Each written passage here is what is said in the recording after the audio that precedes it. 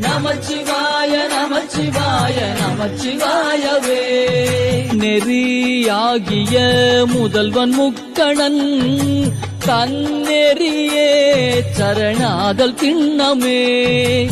அந்நெறியே சென்றங்கு அடைந்தவர்க்கெல்லாம் நன்னெறியாவது நமச்சிவாயவே.